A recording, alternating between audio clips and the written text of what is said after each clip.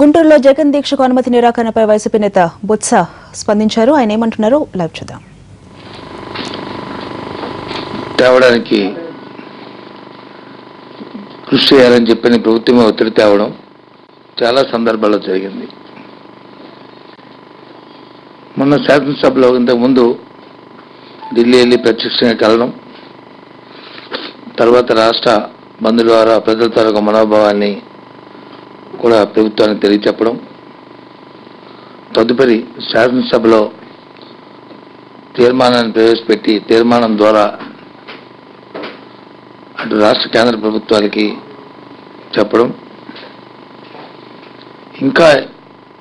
ప్రత్యేక హోదా వచ్చే పరిస్థితి కాకుండా కేంద్రంలో ఉన్న మంత్రులు కానీ రాష్ట్రంలో ఉన్న మంత్రులు కానీ సాక్షాత్తు ముఖ్యమంత్రి కానీ వారి మాటల విధానం మాటల వల్ల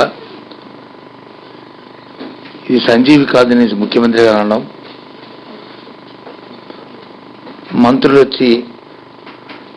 ప్రత్యేక హోదా కాదు ప్యాకేజీ అయితే సరిపోతుందనే విధంగా వారు మాట్లాడడం, ఆ ప్యాకేజీలు కూడా చట్టంలో ఉన్న అంశాలనే ఏదైతే నిధుల రూపంలో రావాల్సి ఉందో మన వాటిని ప్యాకేజీ కింద మార్చి దాంతో సరిపెట్టుకోవాలని ఆలోచన చేయడం, ముఖ్యమంత్రి గారు వారి రాజకీయ స్వలాభం కోసం స్వార్థం కోసం ఏదైతే ఓటుకు నోటు కేసులో వారికున్న కేంద్ర ప్రభుత్వాన్ని మెప్పించి ఒప్పించి దాని నుంచి బయటపడడం కోసం రాష్ట్ర ప్రయోజనాలు తాకట్టుగా పెడుతున్న నేపథ్యంలో ప్రత్యేక హోదా వస్తే తప్ప ఈ రాష్ట్రానికి మేలుండదు, రాష్ట్ర అభివృద్ధి జరగాలంటే ప్రత్యేక హోదా రావాలి, నిరుద్యోగ సమస్య తీరాలంటే ప్రత్యేక హోదా రావాలి, రాష్ట్ర అభివృద్ధి జరగాలంటే ప్రత్యేక హోదా రావాలి అనే నినాదంతో ఇదేదో రాజకీయ స్వలాభం కోసం స్వార్థం కోసమో ఇప్పుడు అడుగుతున్న మాటగా కాకుండా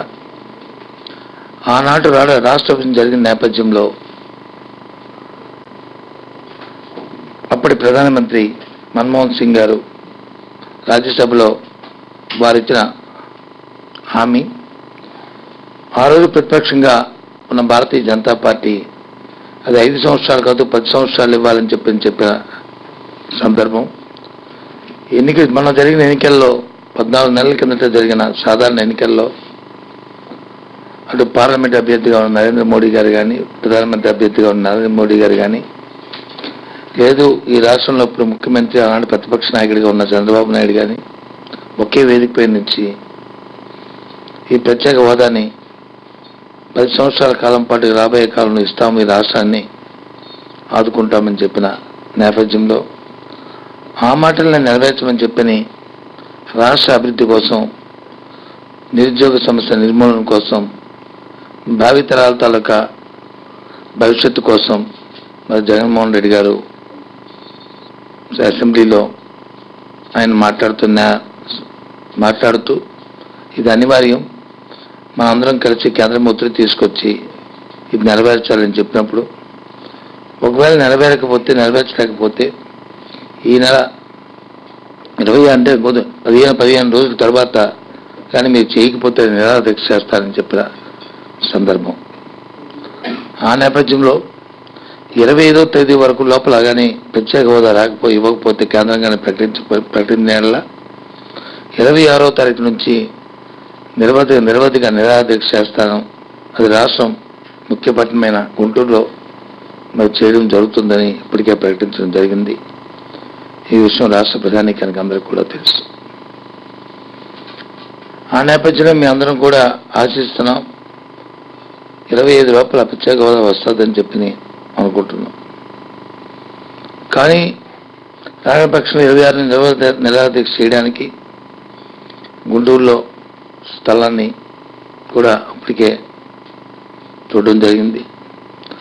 ఎక్కడ చేయాలనే దాన్ని ఆ ప్రదేశాన్ని కూడా మరి గుర్తించడం జరిగింది. గుర్తించిన ముందు 3 ప్రదేశాన్ని కలెక్టర్ ఆఫీస్ ముందు, అలాగే ఎంఆర్ ఆఫీస్ దగ్గర, అలాగే ఇంకొక ప్రదేశం కూడా 3 ప్రదేశాలను చూసి అక్కడున్న సంబంధిత అధికారులకు కూడా తెలియజెప్పడం జరిగింది.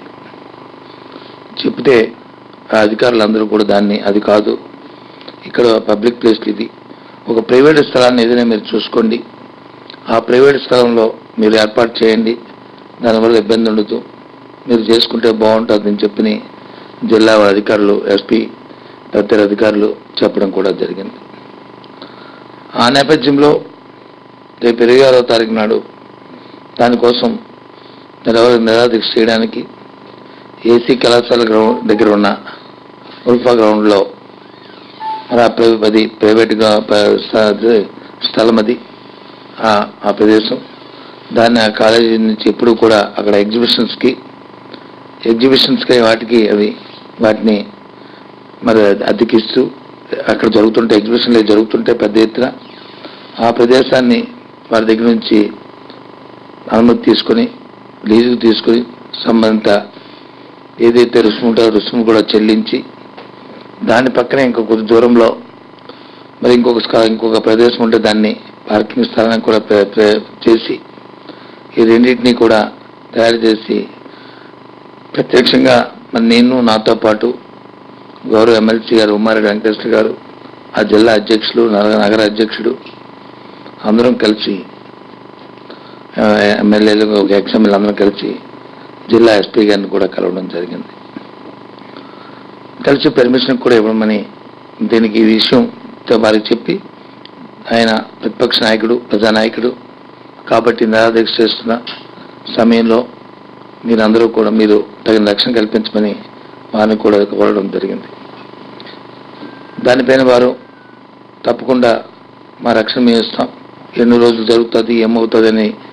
అన్ని డిస్కషన్ జరిగినప్పుడు ఎంత వేగంగా ఈ రాష్ట్రానికి ప్రత్యేక హోదాన్ని ఇస్తే అంత వేగంగా ఈ నిరాదీక్షను మేము మరుక్షణమే, మరో నిమిషమే మేము దాన్ని నిర్మించుకుంటామని చెప్పడం కూడా జరిగింది. ఇది అయిన తర్వాత ఒక ఆఫీసులను కూడా కోఆర్డినేట్ చేయడానికి ఇటు